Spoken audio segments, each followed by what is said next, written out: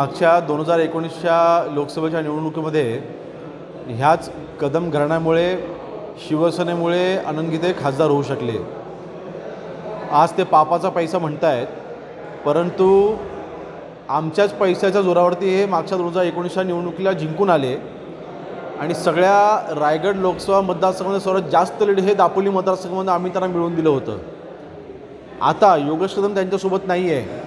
कदम घराणं संपायची भाषा तर दूरच राहिली, परंतु आता गीते आयुष्यामध्ये ह्यापुढे लोकसभा काय एखादी ग्रामपंचायतची सरपंचाची निवडणूक देखील जिंकू शकत नाही। आणि माझं त्यांना खुलं चॅलेंज आहे की त्यांनी दापोली मतदारसंघामधनं जर का मी 25,000च्या खाली जर का लीड घेतलं तर नक्कीच भविष्यामध्ये योगेश कदम हा आयुष्यामध्ये निवडणूक लढवणार नाही, माझं त्यांना चॅलेंज आहे। एकंदरीत दापोली मतदारसंघामधल्या जनतेने, रायगड लोकसभा मतदारसंघामधल्या जनतेने गीतेंना मागच्या निवडणुकीतच नाकारलं आहे। जवळपास 38,000च्या मताधिक्याने मागची निवडणूक ते हरले होते।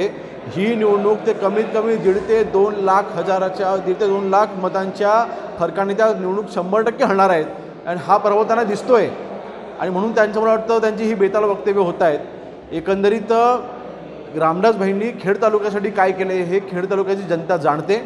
येत्या 26 तारखेला खेड तालुक्यामध्ये जिल्हा परिषद गटने मेळाव्यांना सुरुवात होते। नक्कीच या मेळाव्यामध्ये चोख उत्तर हे व्यासपीठावरून तर दिलंच जाईल, परंतु तिथे असलेल्या जनतेच्या उपस्थितीवरनं देखील नक्कीच येणाऱ्या सभेमध्ये हे उत्तर दिलं जाईल। आणि मला वाटतं गीतेंची रायगड लोकसभा मतदारसंघामध्ये त्यांना मतं मागण्याचा अधिकार नाही। त्यांनी रायगड लोकसभा मतदारसंघाचा भकास केला आहे। 36 वर्ष खासदार असून देखील गीतेंना एकही उद्योग आणता आला नाही, एकही त्यांना मुलांना नोकरी देखील त्यांना लावता आलं नाही।